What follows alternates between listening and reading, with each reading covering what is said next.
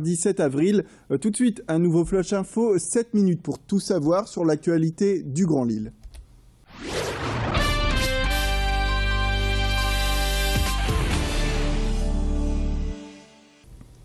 Dans cette édition, la santé, à l'occasion de la Journée mondiale de la santé, un événement qui se tient aujourd'hui. Cette année, la thématique de cette journée porte sur les aliments insalubres.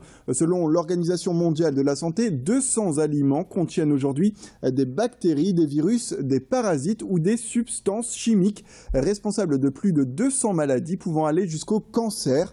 Nos journalistes Pauline Lermite et Rémi Pem sont donc allés à la rencontre de Lillois ce matin pour savoir ce qu'ils font pour rester en bonne santé. Je vous propose d'écouter leur témoignage. Bon, j'ai dû abandonner le sport à la cinquantaine pour raison d'arthrose et tout ça.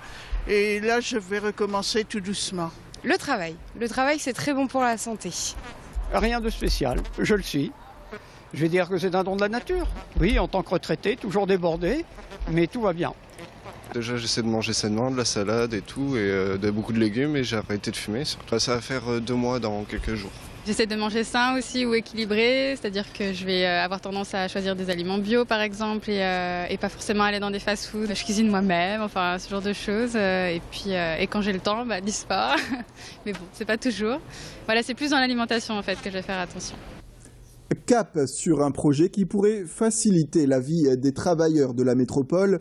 À l'image du RER parisien, un projet de RER à Lille permettrait donc de rejoindre Lille jusqu'au bassin minier.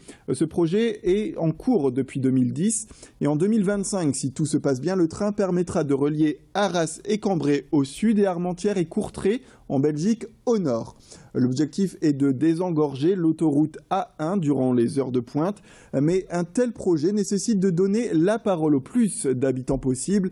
Et pour cela, la région a développé le débat mobile, un groupe qui se déplace dans 40 points de la métropole jusqu'au mois d'août à la rencontre directe des habitants.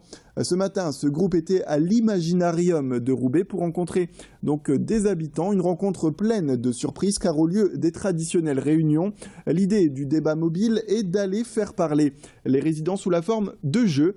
Notre journaliste Rémi Pem est allé à leur rencontre. On s'est aperçu avec la CNDP, la Commission nationale du débat public, qu'il était souvent difficile de recueillir l'avis des gens qui ne se déplaçaient pas tout simplement dans les réunions publiques. Alors soit ils n'ont pas le temps, soit ils trouvent ça intimidant. C'est un dispositif qui est ambulant, on va dire, qui se déplace facilement et qui nous permet de créer des débats dans des lieux comme un marché, comme un festival, sur une place publique. Ici, on est par exemple à l'Imaginarium. L'Imaginarium, c'est une pépinière d'entreprise et le temps du midi, on vient les rencontrer directement sur leur lieu de travail pour recueillir leur avis. L'actualité se poursuit sur Grand Lille TV avec une information insolite et écologique. Le projet Adopte une poule prend de l'ampleur dans les villes de la communauté de communes de la Flandre-Lys. Et devant le succès de la première opération, l'intercommunale a choisi de renouveler cette opération Adopte une poule. Le principe est d'adopter 2 poules pour 2 € qui débarrasseront les foyers de la plupart des restes de cuisine et fourniront en échange de bons œufs frais à leurs propriétaires. Et comme pour la première opération, 100 foyers pourront adopter ces 2 poules. La seule contrainte, les familles doivent s'engager à prendre soin de ces bêtes et à adopter. Et une poule ne peuvent pas rester seule, donc les familles doivent adopter 2 poules si elles souhaitent s'engager.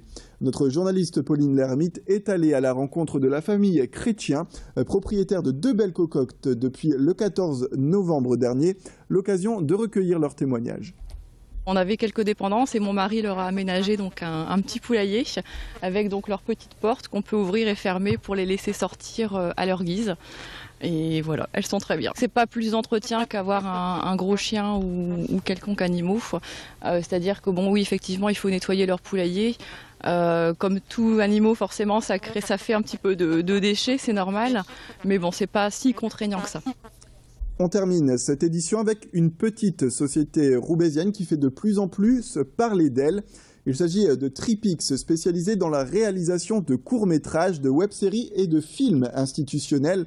Depuis 3 ans, les 3 responsables de la société s'investissent dans des projets à Roubaix, notamment en intervenant auprès de jeunes avec un projet de web-série. Ils s'investissent aussi dans des clips de musique vidéo et ont par exemple pu collaborer avec le chanteur Kamini. Aujourd'hui, le groupe a aussi mis en place une autre création originale destinée à être diffusée sur Internet. Il s'agit de la web-série intitulée « Et après ». Laurent Jaffier, l'un des 3 membres de l'entreprise, nous parle de cette œuvre du Nord qui sera diffusée sur Grand Lille TV d'ici le mois de juin. J'avais vraiment pour objectif de raconter de manière un peu poétique l'histoire d'un garçon un peu décalé. Et au fur et à mesure, le projet a bien pris. Et donc pour la saison 2, on a demandé des financements à la région, donc au Picta Novo, qui a accepté de donner un financement. Donc le projet est porté par l'association Jam, mais depuis la saison 2, Tripix est officiellement venu soutenir le projet. Et donc c'est aussi accompagné par Tripix maintenant. Donc, voilà. Et on a pour but de réaliser la saison 2, de la terminer au début juin, si tout se passe bien. Et elle sera donc a priori diffusée sur Grand Lille TV à partir de là. C'est la fin de cette édition. Merci à tous de nous avoir suivis. L'information continue sur Grand Lille TV. En attendant, place à la météo, sans oublier l'infotrafic.